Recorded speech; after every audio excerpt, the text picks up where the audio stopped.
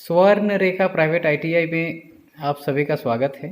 आज के इस वीडियो में हम लोग works of calculation and science subject के एक इम्पोर्टेंट टॉपिक है मैथ का साझेदारी, उस पर हम लोग डिस्कस करेंगे, क्वेश्चन को हल करना भी सीखेंगे। तो चलिए शुरू करते हैं।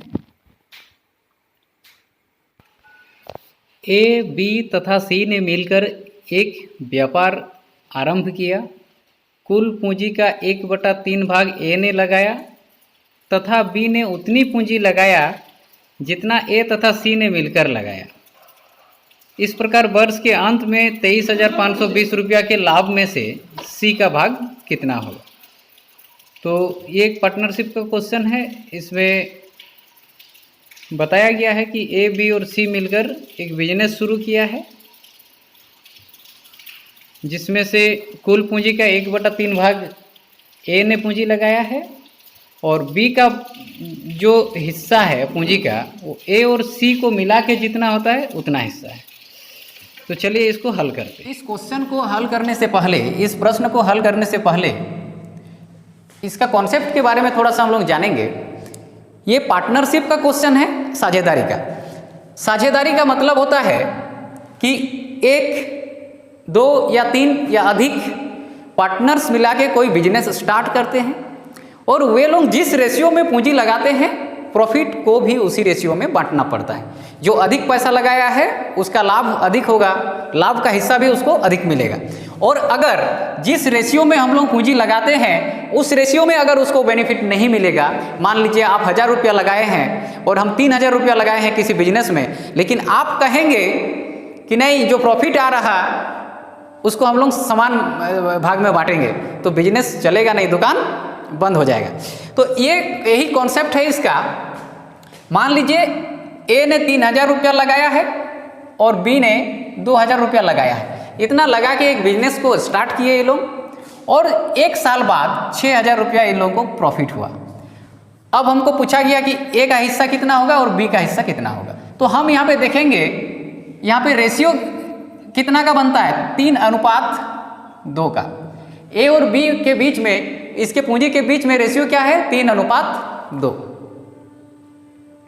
तो रेशियो जब 3:2 है पूंजी का, तो प्रॉफिट भी 3:2 के रूप में बटेगा। अब हम देखेंगे 3:2 का मतलब क्या होता है। 3:2 का मतलब होता है कि अगर ये 5 भाग था टोटल, उसमें से 3 भाग ए ने पूंजी लगाया है और 2 भाग बी ने पूंजी लगाया है, तो हम इस प्रॉफिट को भी 5 भाग करेंगे, इस प्रॉफिट को भी 5 भाग करेंगे और उसमें से 3 भाग होगा ए का यानी 12 या 3600 और 2 भाग होगा बी का यानी 12 दूना 2400। तो इस 6,000 को हम लोग इस प्रकार बांट सकते हैं। ए का हिस्सा हो गया 3600 और बी का हिस्सा हो गया 2400। अब हम लोग आएंगे जो सवाल हमसे पूछा गया है।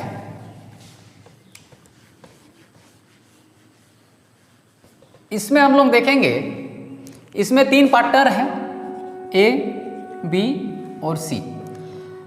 अब चूंकि ये जो ए है ये कुल पूंजी का 1/3 भाग यानी 1/3 भाग ए ने पूंजी लगाया है और बी ने कितना लगाया है, जितना ए और सी मिला के लगाया है। तो ये 1/3 जब 1/3 भाग ए ने लगाया है तो कुल पूंजी को हम लोग ऐसा संख्या मान लेंगे जो 3 से विभाजित हो। तो 3 से विभाजित होने वाला एक संख्या हम लोग ले लिए 6। मान लीजिए टोटल 6 यूनिट मेरा पूंजी था, ये टोटल 6 यूनिट मेरा पूंजी है। तो इसको अगर हम 3 से विभाजित करेंगे तो इस 6 यूनिट में से ए का हिस्सा कितना हो गया, 2 यूनिट। 3 से विभाजित करेंगे 2 3 6। अब मेरे पास इस 6 में से कितना बचा, 4 बचा है। इसमें से 2 माइनस किए तो 4 बचा है। इस 4 को हम लोग यहाँ पे इस प्रकार रखेंगे कि ये दोनों को जोड़ने से बी का मान आए। तो इसको हम लोग इस प्रकार 4 को रखेंगे। 2 और 1 3 हो गया और ये तीनों को जोड़े तो 6 भी हो गया। अब हम लोग बोल सकते हैं कि ये मेरा पूंजी का अनुपात था। तो पूंजी का अनुपात, जब इस अनुपात में पूंजी लगाया गया है तो इसी अनुपात में जो लाभ होगा उसको भी हम लोग बांटेंगे।